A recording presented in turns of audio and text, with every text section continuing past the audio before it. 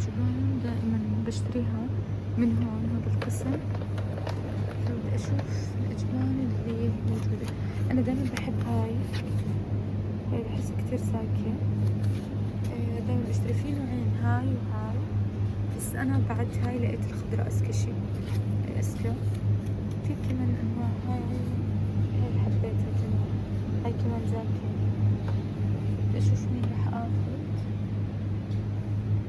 بدي أشوف إذا بدي أجبان، بدي أعمل بورد جهة ثانية. خليني أشوف.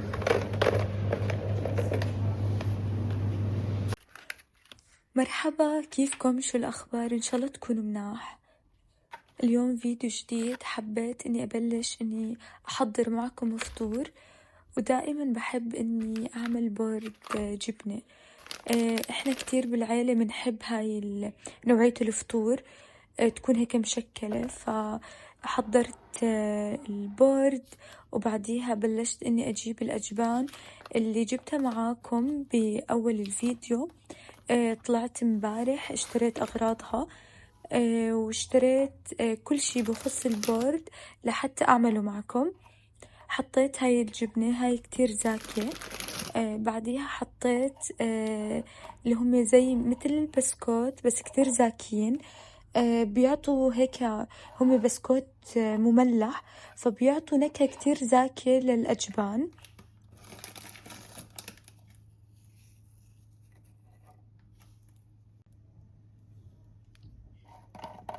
كمان حطيت بلو بيري كتير زاكي.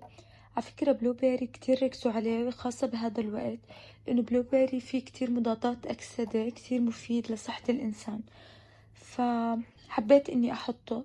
كمان حطيت هذا النوع من أنواع الجبنة، كتير زاكية، يعني كتير غريب طعمها، فحبيت إني أحطها كمان بالبورد.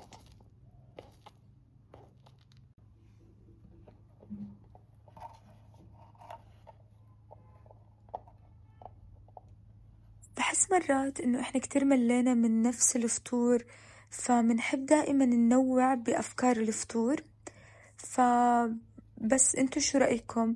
انتو كيف بتعملوا الفطور؟ واعطوني أفكار الفطور، لأني حسيت آخر فترة إني كتير مليت من الأفكار اللي دائما بعملها للفطور. فبدي أشوف هيك انتو كمان اقتراحاتكم بموضوع الفطور.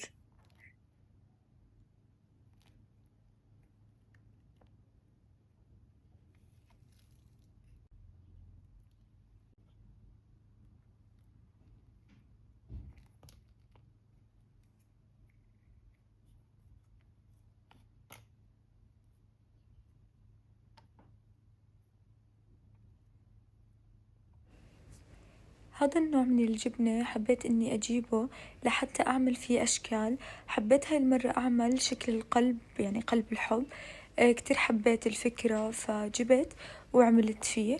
وكمان هون بهذا البورد تقدروا تحطوا أي نوع وأي منتجات، يعني لحم أو دجاج تقدروا تحطوها.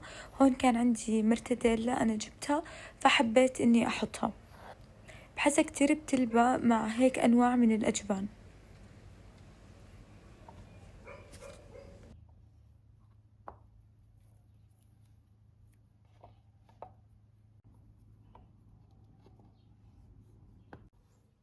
آخر شي حطيته بالبورد، جبت هدول الصحون، حطيت فيهم مربى مشمش، وكمان مربى فراولة، وحطيت فيهم زيتون.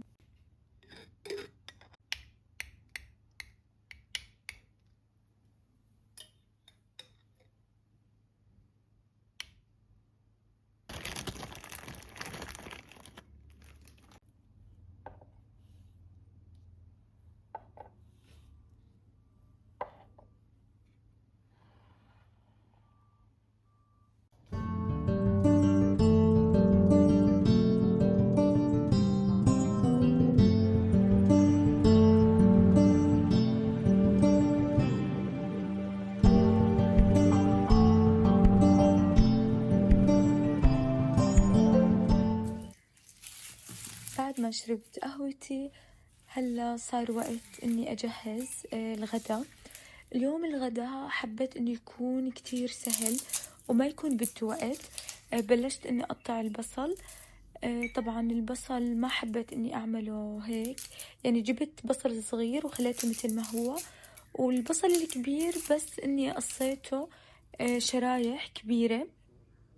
انا من امبارح كنت محضرة قطع الدجاج، حطيت بس عليها، حطيت بصحن تتبيلة اللي هي الزبادي، انا بحب اختار زبادي يوناني، وكمان حطيت معاه زيت زيتون، وجبت مرقة دجاج أو كنور بس اللي هو مخصوص ل يعني نكهة الباربيكيو، كتير بحبها لتتبيلة الدجاج. بس حطيتهم ونقعت الدجاج فيه وخليته ليلة كاملة، وبس اليوم إني بلشت إني أحطه بكيس الفرن.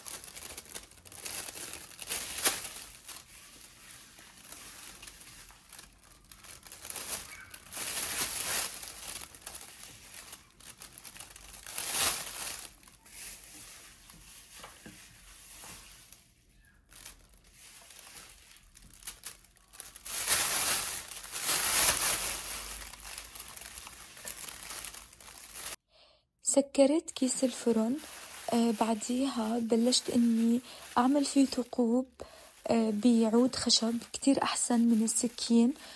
طبعا هذا الإشي لحتى يعني نعطي نفس للكيس، ولما نطلع الكيس ما ينفجر لا سمح الله.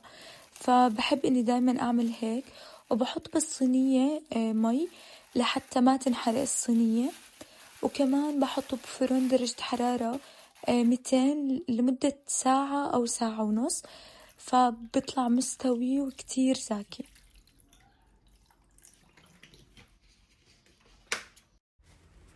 طبعا اليوم أنا كنت معزومة لاحتفال لليوم الأوروبي بالمدرج الروماني، حبيت إني أروح، رحت أنا وعيلتي، كانوا جايبين مغنيين من يعني من دول عربية، من لبنان ومن إسبانيا، وكمان عزيز مرقة فنان أردني. فكتير حبينا الحفلة، كتير انبسطنا، يعني كان في كتير فعاليات حلوة، غنوا يعني غنوا كتير أغاني حلوة، وكتير حبيت إنهم غنوا أغاني لفلسطين كانوا بيدعموها، فكتير حبيت هاي الحفلة وكتير انبسطنا.